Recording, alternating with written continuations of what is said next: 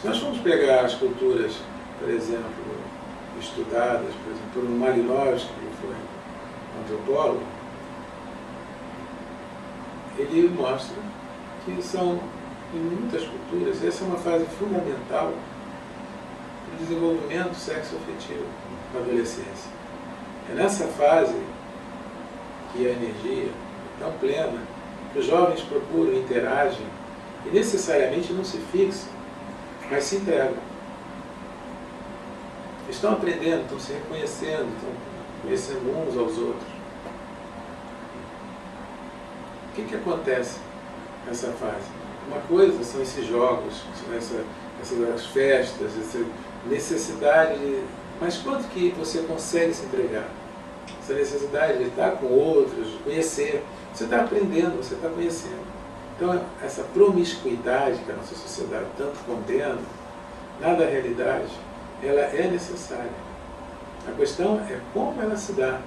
Se são jovens que foram sempre reprimidos, ou vão ser relações angustiadas, ou relações com ansiedade, ou com tensão, com raiva, né? Relações de dominação. São muito frequentes as relações de dominação, de raiva entre os jovens. Reich falava mesmo que a maior parte das relações sexuais são muito mais de ódio e de raiva do que expressões de sexo e afeto. O afeto não está presente. Então, aquilo que acontece com esse jovem é aquilo que nós dissemos. Ele não teve que experienciar antes. Então ele se aproxima, o menino, quando se aproxima de uma menina, ele se aproxima, às vezes ansioso, ele tem que transar logo, ele tem que... ou ele se aproxima querendo dominar, não, ela quer ser dominada. Por quê? Porque ele não acredita na possibilidade de entrega de si mesmo e do outro. Ele quer controlar a menina, ele quer dominar a menina. E com isso, ele está longe de ter prazer. O que ele tem é prazer de se dominar. E não, a excitação não se descarrega. Se descarrega, normalmente nesse sentido, é a raiva. Na menina, a maior parte das vezes quando isso acontece, essa ansiedade assim, ela também tem o prazer de conquistar, mas de não se entregar. Também é sempre a coisa da dominação, da conquista, e não da entrega. Essa entrega se traduz nas sensações corporais em movimentos involuntários, e não movimentos frenéticos e duros e ansiosos, mas sim movimentos que vão aumentando. A intensidade aumenta, mas o corpo, se você deixar, ele se movimenta. Você vai perceber que o corpo se movimenta por si mesmo, a não ser que você já esteja muito reprimido.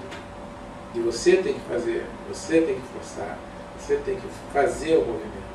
Você tem que estar no domínio do movimento e não se entregando a ele, se deixando levar. Aqueles que experienciam no orgasmo pleno sentem que vem de dentro.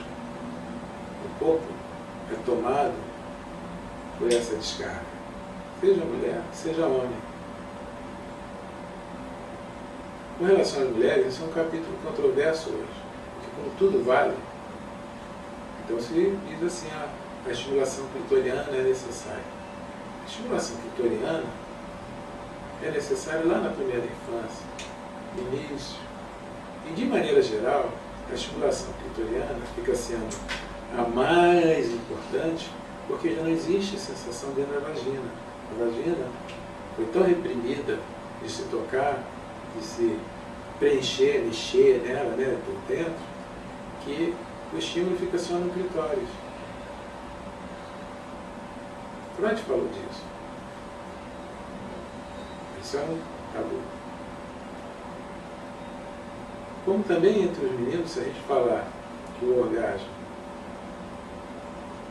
necessariamente não significa ejaculação, ele é também ejaculação. Ele é a ejaculação, mas uma ejaculação pode ser uma ejaculação sem orgasmo. não existe orgasmo que não haja também uma ejaculação. E sempre vai existir ejaculação. Mas existem muitas ejaculações que não são orgásmicas. Por quê?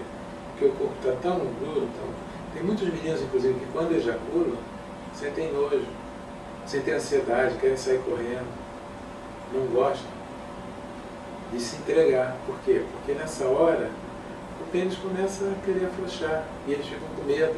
Então eles têm que trepar outra vez, ou então eles têm que ir embora. Eles têm medo dessa entrega, de ficar ali na relação, olho no olho, afetivamente.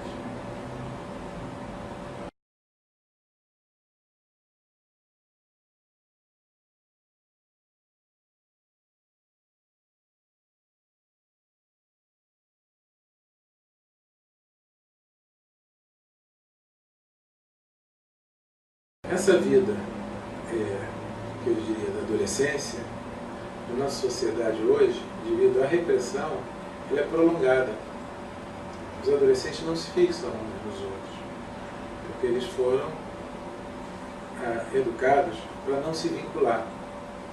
E numa sociedade como a nossa, hoje, as pessoas têm cada vez menos vínculos, começam lá desde lá de baixo. As crianças não estão habituadas a conviver com afetividade. Elas convivem com obrigações. Então elas têm muitas obrigações. Estudam muito, o tempo todo, muitos deveres, muitos exercícios de atividade física, e elas não têm tempo dessa coisa lúdica, que é necessária no sexo. O sexo, antes de mais nada, é lânguido, ele é sensual. É necessário você ter tempo livre. E o tempo livre, na nossa sociedade, até se diz, as pessoas vão pensar, o jovem tem que estar sempre ocupado, porque senão eles vão ter maus pensamentos. Né? O jovem precisa ficar desocupado, para poder sentir a sua excitação e suportar a sua excitação.